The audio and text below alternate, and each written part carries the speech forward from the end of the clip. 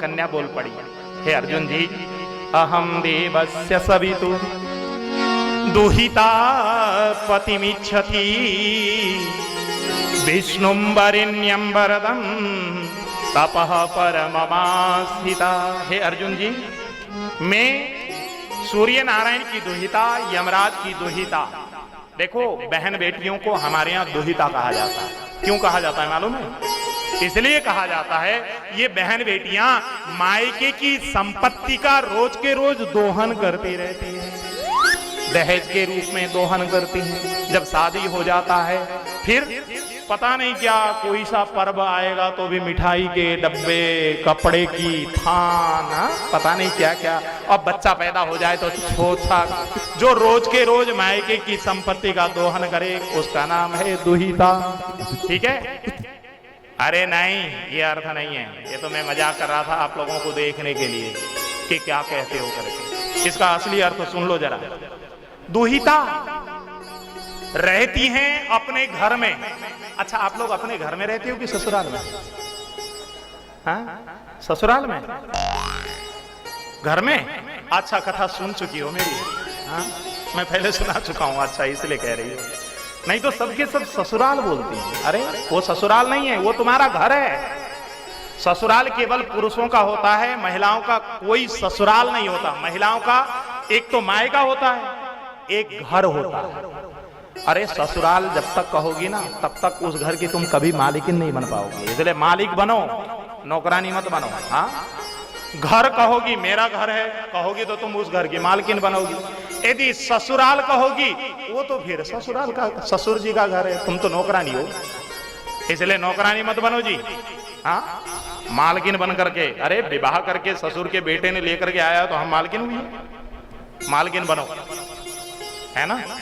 मालकिन रहती है अपने घर में, लेकिन अपने घर में रहते हुए भी मायके में रहने वाले अपने माता पिता और भाई, इन सब के हित के लिए जो परमात्मा को रोज प्रार्थना करे, हित के लिए जो चिंतन करे, उसका नाम है दुहिता।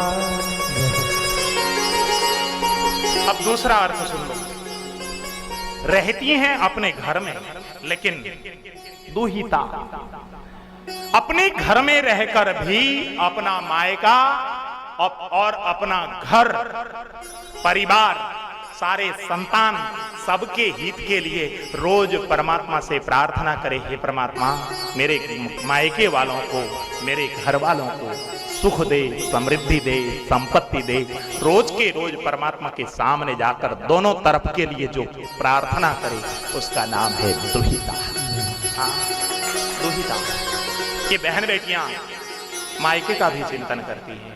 कहीं गंगा स्नान करने जाती हैं तो पहले अपने पति का भी स्नान करती हैं, अपने बच्चों के नाम का एक डुबकी लगाती हैं, उसके बाद अपने माता पिता के नाम का डुबकी लगाती हैं, अपने भाई के नाम का डुबकी लगाती हैं। जो रहती हैं अपने घर में, लेकिन अपने मायका और अपना घर के हित के लिए रोज प्रार्थना करे, उसका नाम है दुहिता। हाँ, देखो, पुत्र पैदा होता है तो एक ही कुल को पवित्र करता है, लेकिन बेटी जब पैदा होती है तो दो दो कुल को पवित्र करती है। इसलिए हर घर में बेटी पैदा होनी ही चाहिए मेरे भाई बहन। जिसके घर में बेटी विदाई के गरम गरम आंसू, शीतल शीतल आंसू जब तक उसके द्वार तक गिरते नहीं, विदाई के आंसू नहीं गिरते, तब तक उस घर में पवित्रता और प्रेम उमड़ ही नहीं सकता। घर में पवित्रता चाहते हो, घर में रस का वातावरण चाहते हो, तो घर में, जिसके घर में बेटी पैदा नहीं हुई, किसी गरीब की कन्या को लाकर घर से विदाई करके विवाह करके दो। हाँ, ये पवित्रता है। कन्या पैदा हुई, लोगों को अच्छा नहीं लगता, अरे तुम्हारा क्या खाती है वो? हाँ, वो अपना भाग लेकर आती है। हाँ, देखो, पुत्र का भाग एक होता है, पुत्र एक भाग लेकर पैदा होता है, लेकिन बेटी जब पैदा होती है तो उसके साथ साथ सौभाग्य उसके साथ जुड़ता है। इसलिए लड़की को सौभाग्यवती कहा जाता है। हाँ, कभी लड़के को सौभाग्यवान कहा जाता है क्या? नहीं कहा जाता। लड़का एक भाग लेकर आता है, लेकिन लड़की 100 भाग्य लेकर आती है, और अपना भाग्य का खाती है भाई, किसी का कुछ नहीं खाती। हाँ? फिर भी बेटी को कोई पैदा नहीं करना चाहता। नहीं, बेटी का सम्मान होना चाहिए।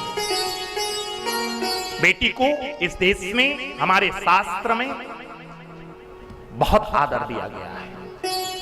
बेटी कभी माँ बाप के पैर नहीं छू सकती। बेटी के पैर माँ बाप छुआ करते, पूजन करते, दुर्गा का रूप मानकर उस बेटी का पूजन होता है।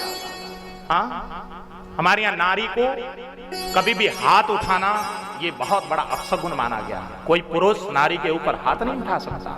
हमारे धर्मशास्त्र में वर्णन है, यत्र नार्यस्तु पूज्यन्ते रमन्ते तत्र देवता।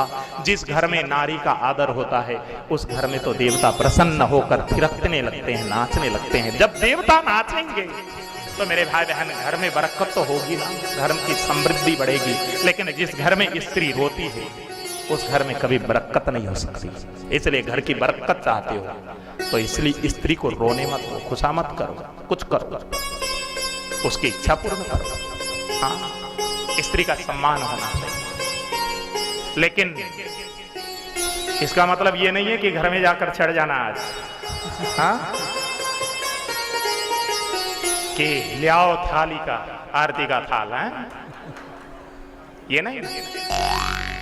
जितना पत्नियां मान की अधिकारी हैं उसी प्रकार पति का भी उसी प्रकार सम्मान होना चाहिए।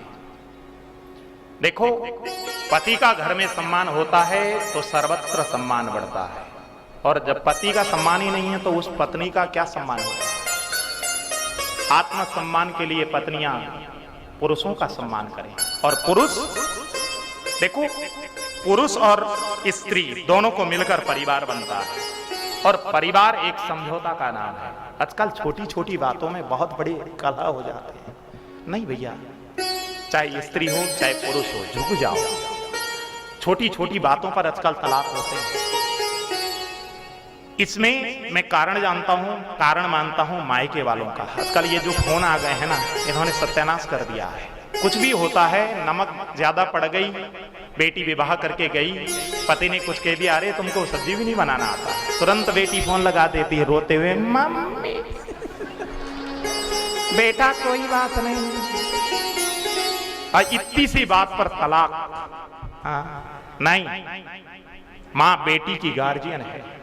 बेटी का घर बिगड़ता है तो सबसे ज्यादा कष्ट मां को होने वाला है। बेटी को समझाओ, नहीं बेटी, छोटी छोटी बात मेरे को मत सुनाया करो। और हम लोग एक गलती और कर देते हैं, हम समझाने लग जाते हैं दामाद को। नहीं, बेटी यदि शिकायत करे तो बेटी को समझाओ, और यदि बेटा समझावे, मां को आकर शिकायत करे बहू की बात, तो बहू को तुम टोको मत, तुम अपने बेटे को समझाओ। यदि ये दोनों माताएं करने लग जाएं तो घर तो स्वर्ग हो जाएगा।